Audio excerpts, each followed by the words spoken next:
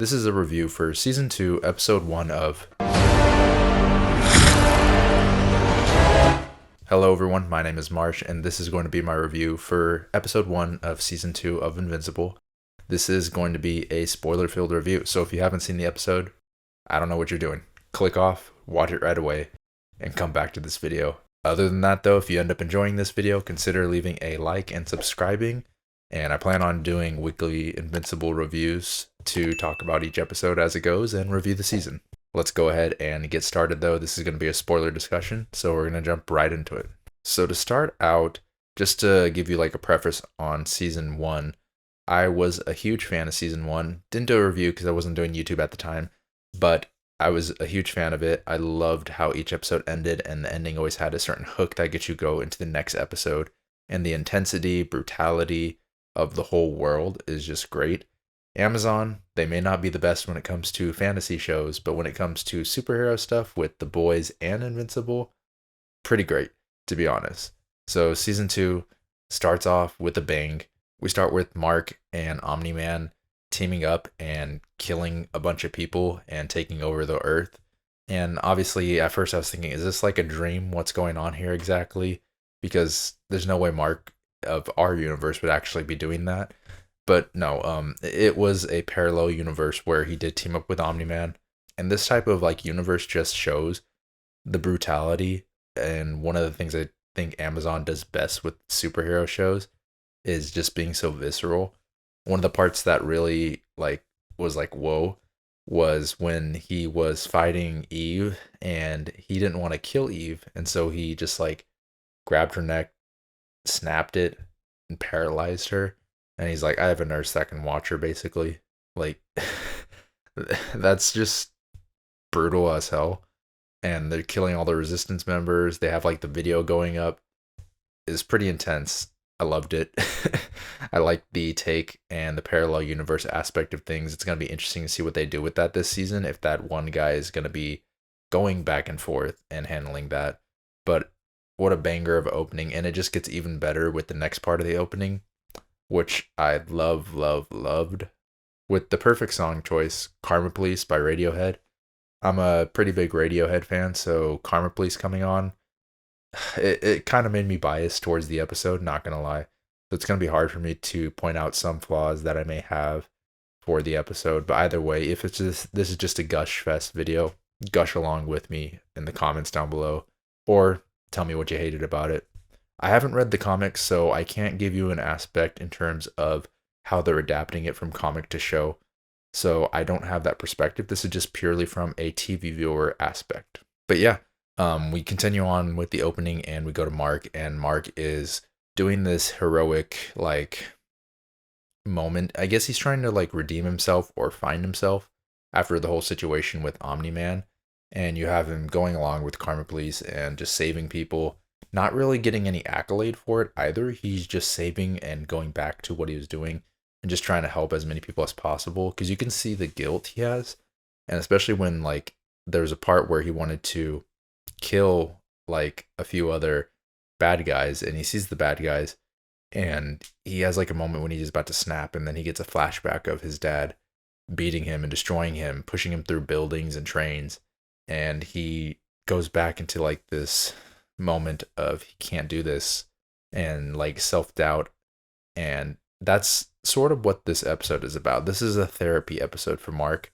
And of course, with therapy and most things that people work on in life, it's not going to get fixed right away.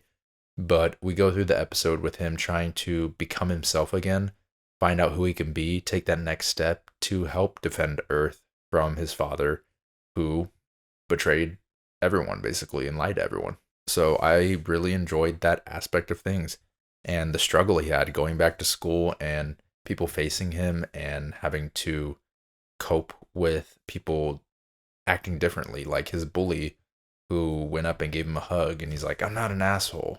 And that is something that happens with people who lose someone usually, is not everyone, but some people don't like receiving that attention and they don't know how to handle it per se, and that's the situation Mark is in. So I really love what they're doing with Mark and all that. Let's just talk about the negatives I may have. And the only real negative I kind of have is some of the lines and one-liners. This mostly comes with like Rex. He's kind of annoying, and he says some really cringy stuff. And then I mean, the Maulers, they're great. I like them. Sometimes they say some cringy stuff. That's about really my only complaint for the episode so far. I like where the plot's going and the things that they're building up to. For example, even these subplots. So we have Olga coming to try to ingratiate Mark's mom into like a cult. I'm assuming that's what the business card is for. She's trying to get her into a cult, essentially, is what it sounds like, or a multi-level marketing scheme. I don't know. Anyways, but she's trying to like bring him into this cult, or she's trying to bring her into this cult and like jump on her while she's vulnerable, which a lot of cults do. So it's an interesting aspect to see what happens with that if she ends up joining, which she probably will just for the sake of the show to make things interesting. And then we cut to the other major plot line, I guess, which is going to be for this season, is the parallel universe man that we saw got saved at the beginning. And then we see him do his creation with the Maulers, where he's trying to fuse everyone's minds of himself into one being so he could be the ultimate philanthropist and save people. And it's interesting to see what's going to happen because he wasn't a bad guy. And you saw that when Mark's getting beat up and he says, I don't want to start my new world or this new vision with blood. And so there was a somewhat noble part to him, but then the part that's not noble and that's out for revenge is all the memories of all of the Omni-Men and Marks that have killed everyone on Earth and killed their families, and the revenge and all those memories melded because of the explosion and it messed it up. So we'll see where that goes exactly. Should be pretty interesting. I kind of like the concept for the villain of this like messed up brainiac, thousand memory parallel universe type of guy. We'll see what happens. I think we could get some Omni-Man Mark action fighting different parallel universe Marks and Omni-Mans. And then in terms of like the Maulers, I think one of them died, and we only really saw one, and he's like half mutilated. And so we'll see. Maybe he can make another clone, and then for sure he knows who's the clone. I don't know, but we'll see what happens with that. So I like where they're going with all the subplots and everything so far in terms of episode 1. It's doing good. The other like subplot they're sort of building up is Immortal. Immortal doesn't trust Mark. Basically, we see that at the end of the episode. He goes up to him and he like mysteriously like flies down underneath the light of the lamppost, and he's like, I don't trust you. Yeah, okay, we get it. You don't trust him. But we'll see what happens with that. I don't know if Immortal's really a threat, considering Mark is almost invincible per se. I guess Immortal can't really ever die. He's just going to keep coming back and back and back. So we'll see what happens with that. We also have like the interesting aspect where the robot guy, I apologize, I can't remember his name exactly. He is struggling in his new body and he's not as quick or reflexive as he was before when it was all through his mind. And there's going to be some type of struggle with that. We'll see what happens. The other part I wish they talked about more, or they brought up at least, was the outsider alien dude that was there last episode that would talk to Mark on the moon, who came originally to help Urath, not Earth, and he's fighting against Viltrumites. I wish they brought him up to counsel Mark, train, or help him. I assume he's going to show up in the next episode or two with that. We'll have to wait and find out. I didn't watch any of the trailers for the season because when it's something I know I'm already going to watch, sometimes I'll avoid trailers just because it's a guarantee watch. So why am I going to spoil myself in any aspect at all? But yeah, overall, I really liked this episode. It's not like the best episode ever. I mean, it had a banger opening, good hook at the end, good subplots are getting built up, and good overall plot. I would say it's a solid 8 out of 10 so far.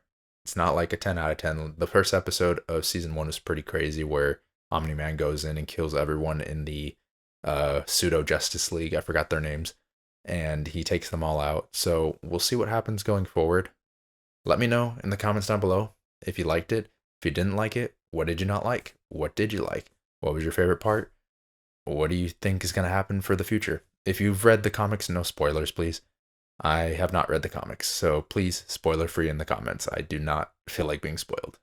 Other than that, though, thank you all for watching. I appreciate your time, and I hope you all have a wonderful rest of your day. Bye bye.